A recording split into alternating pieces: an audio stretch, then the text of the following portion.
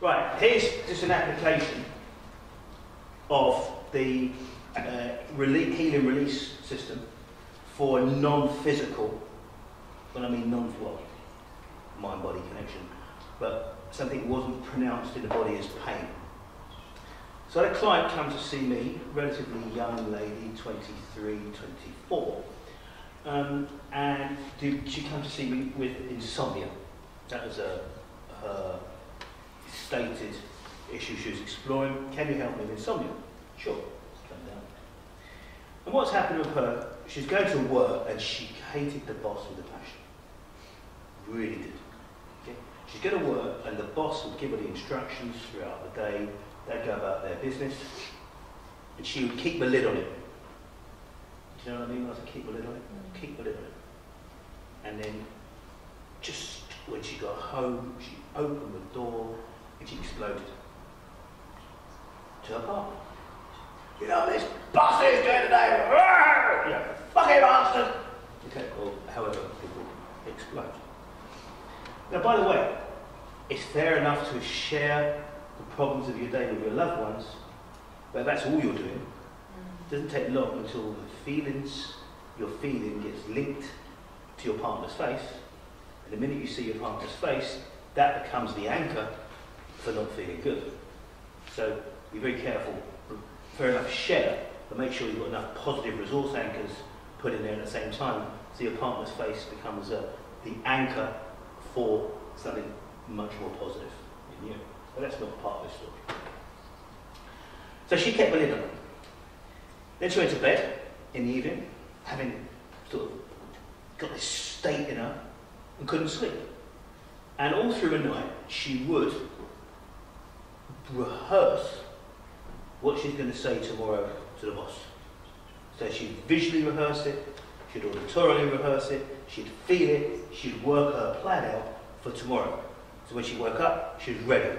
Go in, tell the boss exactly how it was from her perspective. Good stuff? Apart from, she never did it. She went through the day, keeping a lid on it.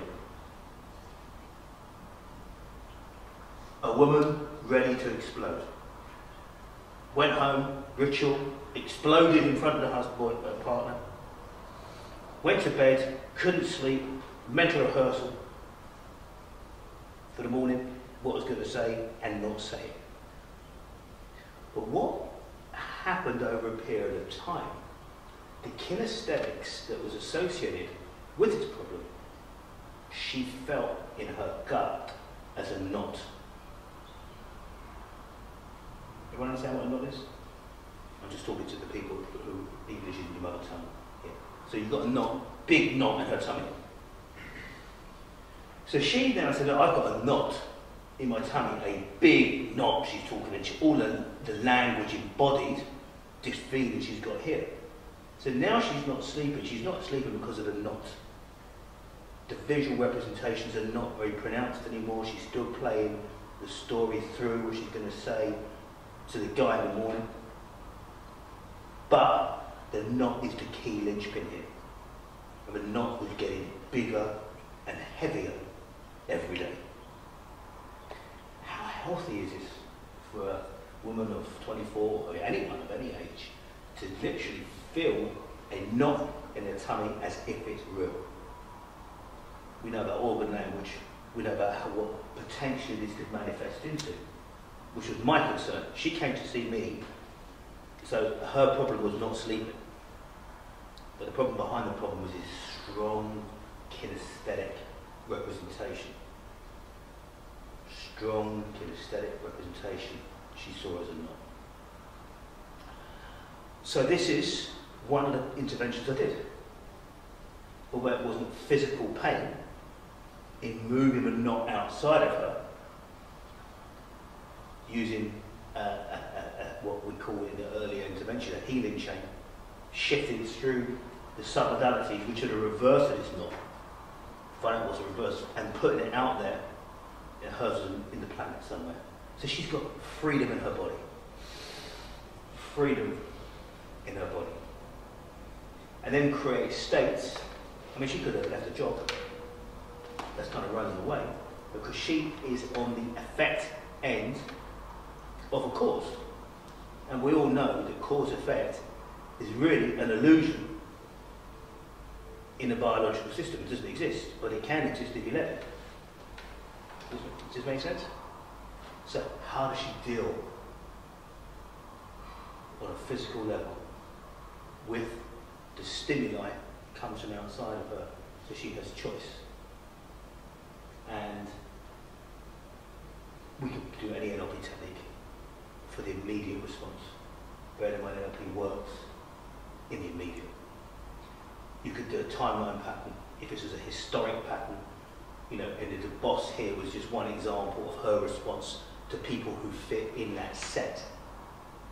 Or if it isn't, you don't need to. You just work in the present, new code, breath of life, alphabet game, anything like this that provides resources in the immediate to immediate stimuli. But for me, the getting the knot out of the system was key. Just thinking about the consequences of carrying a knot around with her, metaphorically, would be quite dire for that young lady. Okay? So if you have a client who comes to see you who has a state or a set of sensations that really felt in a physical manner almost, they all felt physically because they all felt biologically, but like in a metaphor, like a brick in the gut or needles inside. These are metaphors for very strong sensations.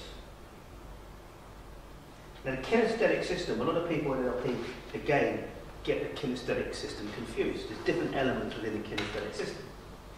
You've got the vestibular system, which determines with proprioception how your body is spatially located and how you are balanced. You've got the sensations themselves, which really are the roots of the kinesthetic system, how we proprioceptively feel. And then you've got the labels, which are meta to the sensations: anger, fear, sadness. But when you focus just on the label, you're focusing on a secondary description,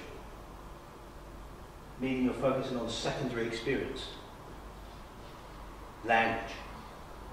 When you focus on the sensations themselves, you're focused on the primary description. And I'm not talking about in an auditory sense, the primary sense, the feelings. That is what you want to work with when you're working in a kinesthetic system. The sensations themselves. How do they feel?